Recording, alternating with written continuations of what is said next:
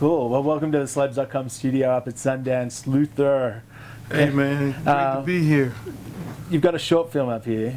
Yeah. The Life and Freaky Times of Uncle Luke. Freaky times. You've gone through some freaky times. Oh, I have. Lots of lawsuits, lots of craziness with all the albums, lots of controversy. Yeah. So when did you meet Jillian? When did you decide to put this project together? Guys at Raconteur, my man Evan hooked me up with him, and they thought it was a great idea for me to go and work with Julian and them and Jillian and them. And at the same time, I was running for mayor of Miami-Dade County, and I was like, how am I gonna be able to do a movie and then run for mayor at the same time? But it was good because I got to release myself at 2 o'clock in the morning and shooting a movie. And did you like the collaboration aspect of it? Yeah.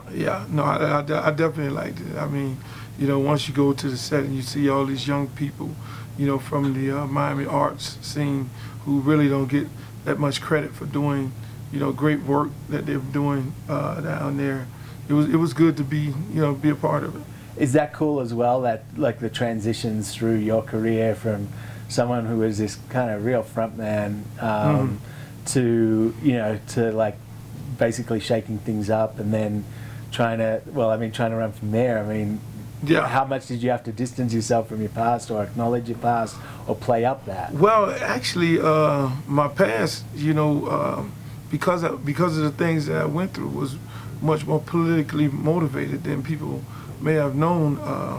My past helped me in running for mayor because, I knew how to deal with the politics. I had to be somewhat of a politician at some point in my career when you go to a city and the state representative is going after you, and every time an election time in the year, they come after 2 Live Crew and all those different things. So I had to understand politics, and I've always been a political junkie anyway. How do you feel about those days, the 2 Live Crew days? What kind of sensation does that memory give you? I mean, I feel good about it. It was some crazy days, and that's why when Jillian approached me in doing the film, I always had this notion, and we always talked about it, me and the guys at Raconteur, about doing a documentary of my life story. So, this is more like the short version. This is an installment. Yeah, we'll give you the long version, and then we'll give you a theatrical version. So this is fun. It's a fun process. Yeah, I've been a big fan of theirs. Going back to Cocaine Cowboys and even Square Grouper, the Gunja Kings. Oh, okay. Down at South by Southwest last year as well. But yeah, they do. Those guys do great documentaries, and I can't wait for them to do mine. That's gonna be interesting. It's gonna be difficult. It's gonna be tough for them. It's not gonna be just that simple. And they've always got something that, the music in their films is always super important as well. Yeah. The bands that they choose to use and stuff like that. But for you, they capture Miami, right? Yeah. Cocaine Cowboys, that was like that just sold Miami to the world. Yeah. And to you, you're so much a part of Miami too. Yeah. How did you feel about representing Miami in this, even in the short? That's probably the most important part of it.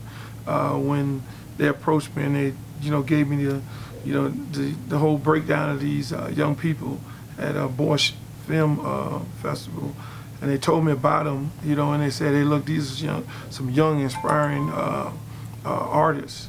And they represent a whole lot of other young, inspiring artists in Miami. That just sold me right there on the whole thing, because I like to be a pioneer of that, and I like to help young people, especially in South Florida, get the respect, because it's a lot of movies and a lot of television shows are being shot down there, and those kids are not getting any work, getting any credit for doing anything down there, and it's real sad. So this piece represents much more than just the short film on my life story. It represents a lot for those kids down there.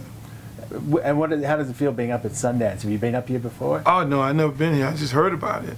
You hear about Sundance, and then you hear about Cannes. Yeah. And You know, I mean, it's a blast. I mean, I get to see a whole lot of my friends from the music industry, and you know, and some of the people who I knew, and it's, you know, it's new, you know, because normally you go to these boring award shows and you go to these boring conventions. This is a whole different world. It's a whole different set of things, and I'm just soaking it all in and enjoying myself. Do people try and get you to rap for them and stuff?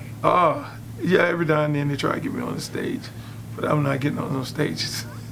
Not anymore? No, well, yeah, I'm still getting on stage. I mean, actually, you'll be the first to know that. We get ready to do, we just signed on to do a 2 Live Crew reunion tour. Awesome. So that's going to be hot. Mr. Mix and everyone? Mr. Mix and everybody. Can you imagine that? We're going to take all the top bass artists, put them on the tour from, you know, Sir Mix-a-Lot, you name it, the Quad City and the 69 Boys. Well, you got to be at that show now. Sounds amazing. I would love to be at that show. Yeah. Very cool. Well, thanks for spending a few minutes with us. Congratulations on the Life in Freaky Times. I can't wait for the feature-length version. Oh, okay, no doubt. Very cool. Thanks, all right, man. Appreciate it, man. Yeah. All right, cool.